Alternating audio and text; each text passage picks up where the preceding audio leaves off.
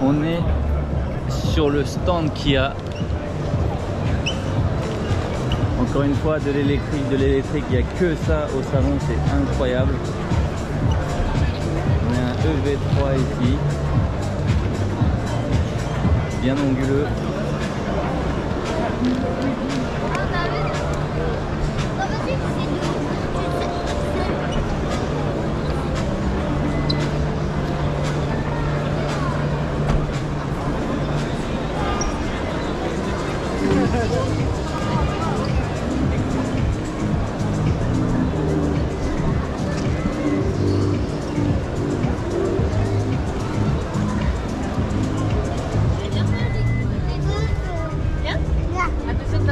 C'est pas mal du tout.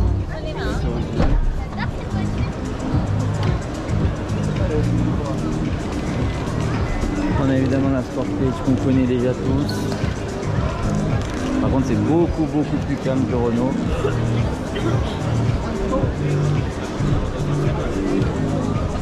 Oui, elle est. Je crois qu'il appuie sur le marche arrière. Et ça c'est déjà commercialisé. Oh, c'est très joli.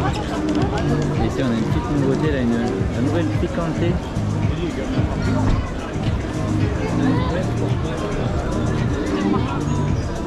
Par contre, le frein, tu ne mets jamais de pied gauche. Petit auto.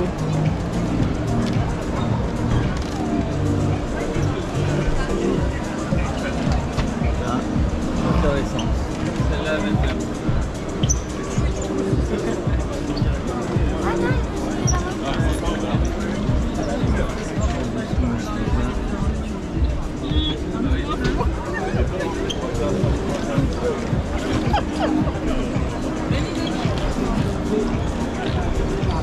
Qu'est-ce qu'on a de beau ensuite chez Kia?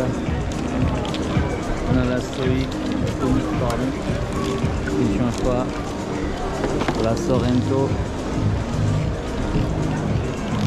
Pareil, hein, ça c'est des modèles qu'on connaît.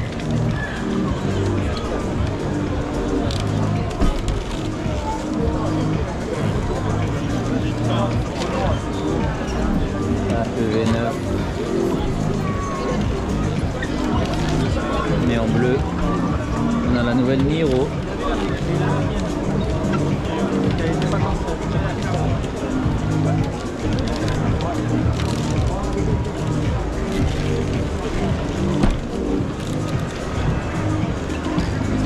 La nouvelle Niro.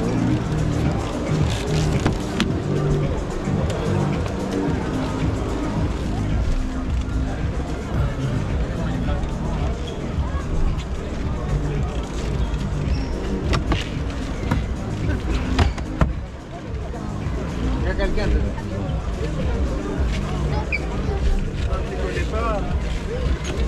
Le fameux piano black qui risque de se rayer.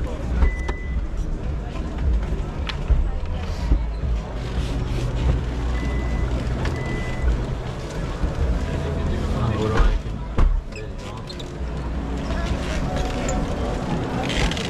Ça façon ardoise. Oui, ton gâteau déjà.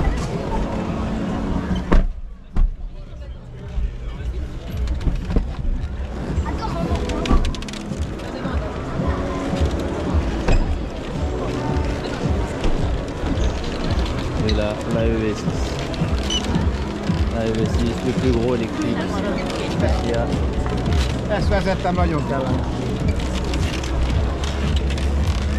À l'intérieur, Ils n'ont pas cette notion d'échauffement.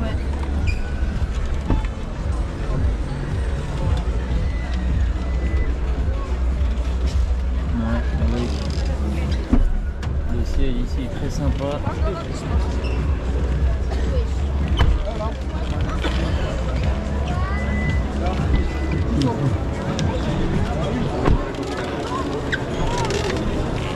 Oui, console flottante.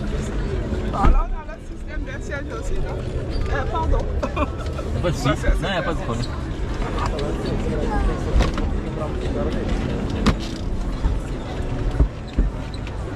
Alors là, par contre,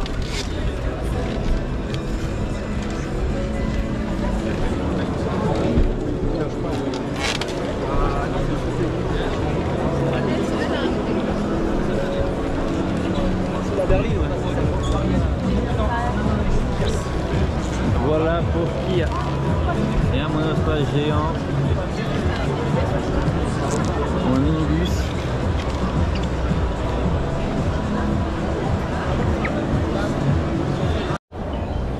Alors on a un petit stand Ford avec la nouveauté qui est la Ford Capri, encore du 100% électrique. On a que de l'électrique, c'est incroyable.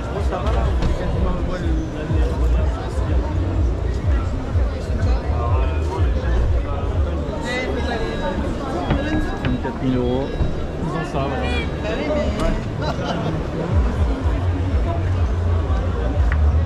Un grand coffre.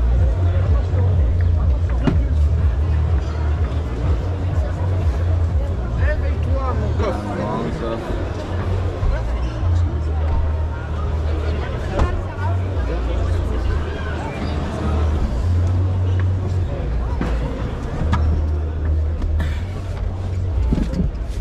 Un cuir légèrement plus dur que les chinois. Un écran géant. Ça fait mal quand même. Pas de toit ouvrant.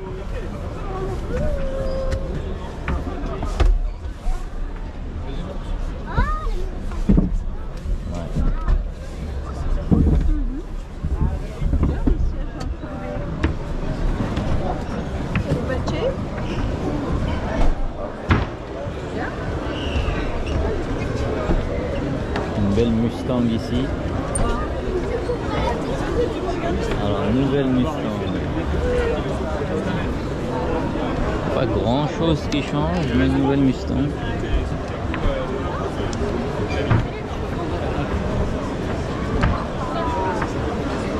Elle est belle, hein.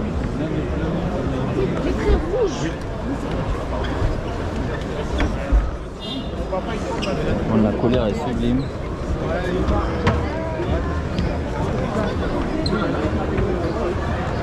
Très anguleux.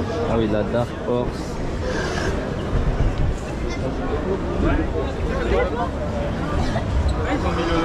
Ils ont mis un cheval en fait. Alors, c'est Ford Pro. Ah, le Ranger. Le fameux Ranger. Qui est désormais en hybride rechargeable. Immense.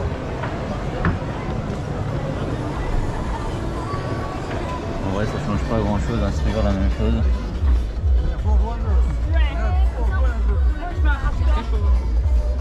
Un écran géant, encore une fois. Très rustique, très noir dedans. Les sièges qui commencent à un peu gondoler alors que le véhicule est neuf.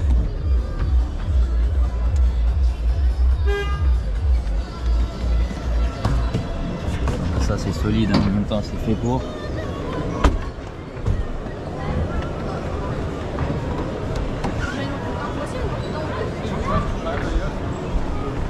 Voilà, pour les chauffeurs.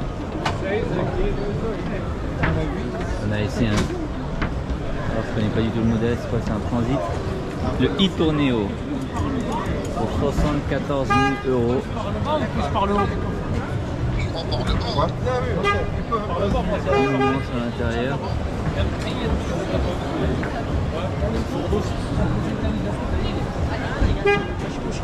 Et dans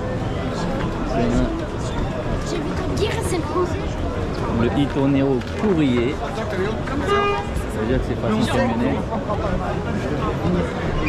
Donc on est de retour. Le Capri qu'on vient de voir, c'est exactement pareil que la Mustang E-Mach, il me semble que c'est comme ça que ça s'appelle. V8, 450 chevaux, double Baracam. Putain, c'est incroyable. Exactement.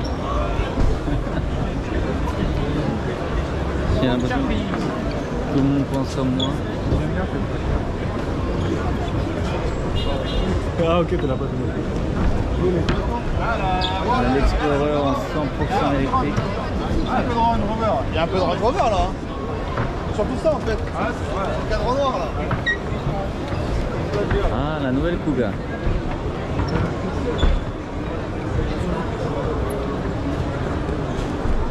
La toute nouvelle Kuga. 57 000 euros. 57 000 euros. 57 000 euros pour ça. C'est une boîte auto. On est parti. Hop. Et il y a 3 vents, un double 3 vents. Est-ce qu'il y a de la lumière? Ah, oui. On a un grand pare-soleil.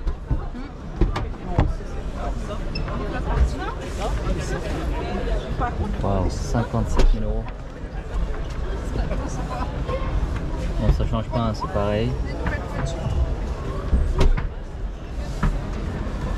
L'assise est un peu dure. Ah ouais, l'assise est vraiment dure. Non, les sièges électriques, c'est là. Une boîte à gants très profonde. J'ai qu'un vieux trafic. Ah, c'est pas mal quand même. Hein. Mais les Kuga, il a des problèmes aussi, l'électrique. Non. Est-ce que j'ai vu dans ces hybrides? Ouais, ils l'ont éteint. Oh non, l'assise est très très dure. On va laisser.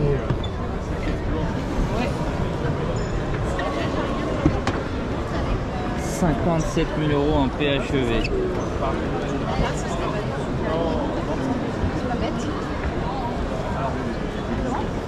Wow.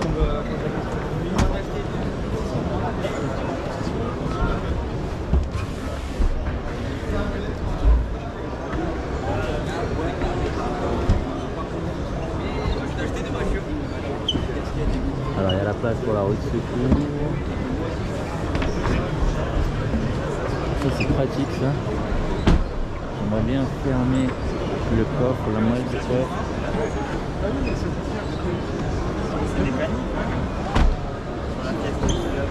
Ici on a la Puma collée au sol. Et voilà, il n'y a rien qui change.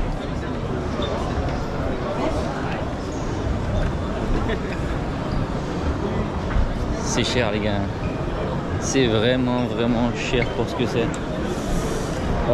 Acheter une occasion. Voilà, acheter une occasion. Donc bon, c'est tout un peu pour Ford. Je vous propose qu'on quitte ce pavillon et qu'on aille voir du côté des Allemands. J'aimerais bien voir le nouveau Audi Q5. J'ai pas entendu beaucoup de positifs là-dessus, hein. Encore du plastique partout à l'intérieur pour le prix que ça coûte. Donc je vais aller vérifier ça et un petit coup potentiellement chez Volkswagen et BMW, Mercedes. Le classique quoi, pour voir comment se comportent les Allemands et puis ensuite on aura fait le tour, hein. Allez, à toutes. Alors avant de partir dans le prochain haul, on va faire un tour chez Dacia. Pour le coup, Dacia propose encore des trucs intéressants pour des prix raisonnables, donc on ne va surtout pas oublier, avec ici le nouveau Bigster. Donc le Bigster, qu'est-ce que c'est? En gros, c'est un Duster un peu plus long, on va pas se le cacher. Si vous écoutez un peu la main, ils vont vous dire que c'est pas le cas, mais c'est le cas. Hop. Voilà, là c'est du plastique dur, mais au moins un siège en tissu. Non, assis-toi, tu vas voir. Dentro la Dacia se vuoi provare. Con l'arancione, la Bigster, la figata dentro. Peut-être. Est-ce que tu sens autre chose? Alors, on a énormément de place en haut. Plutôt à l'avant. Non, quelle est là? Est-ce que tu sens une différence? Tu as déjà été à l'arrière dans le Duster? Non. Ok. Qu'est-ce que tu sens pas un truc différent? On a incliné de 2 degrés la moquette à l'arrière, tu vois. C'est une position un peu plus confort. Tu vois, comme on a de la place parce qu'on a un grand coffre, on a incliné un peu plus. Voilà, un bel intérieur, sympathique. Touristique mais sympathique. Un plastique super élastique. Comme ça, vraiment, tu as des fesses qui... On va voir combien ça coûte.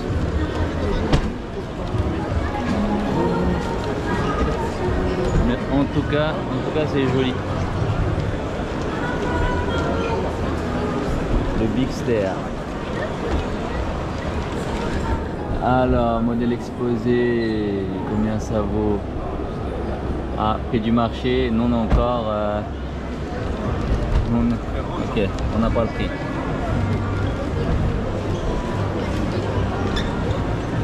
pas le prix, mais c'est très sympa. Avec ici la même mais en gris. Le Bigster. Ouh, c'est sympa ça, ils ont mis un petit peu de caoutchouc. Hop. Alors on a ah oui, on a un espace immense en dessous. Immense. Et si j'ai bien compris, on a la possibilité de placer ça d'une telle manière que ça puisse faire en fait une sorte de fermeture sur la place arrière. Et c'est là au grand. Voilà. On a ici le même en bleu, donc voilà, chez Dacia c'est le Bigster. Un magnifique bleu ici. Il y a du monde, hein. Moi je l'utilise. Et ici on a autre chose que du tout électrique. On a du bon diesel, du bon essence. Et voilà, on voit ici tout l'espace sans le petit couvre-plancher.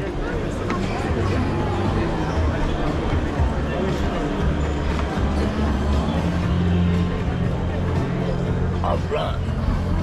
On va s'asseoir à côté du jeune homme. Alors, est-ce que le système est réactif? Ça va, c'est pas trop mal. Ok, ça c'est sympa. Non, franchement c'est solide, hein, ça. Voilà, c'est très rustique, on a juste ce dont on a besoin.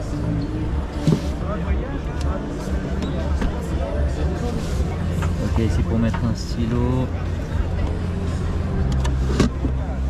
On a ici deux portes gobelets, voilà, ça on peut l'enlever.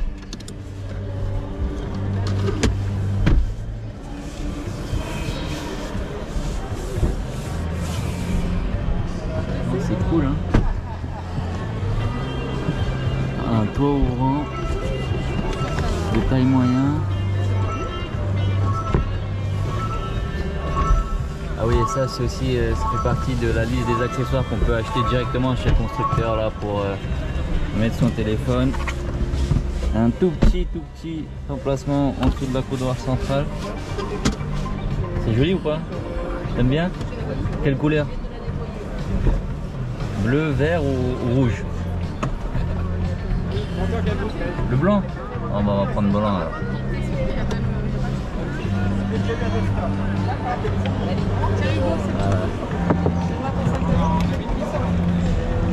Hop.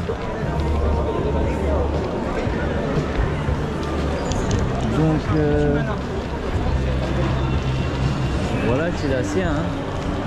Bon, ça on connaît, hein. C'est le fameux jogger. On va pas perdre de temps sur ça. Alors là c'est clairement full Bigster.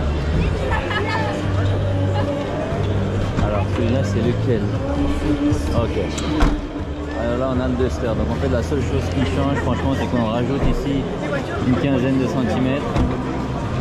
Donc c'est la même chose, hein. Et ici on a le prix affiché.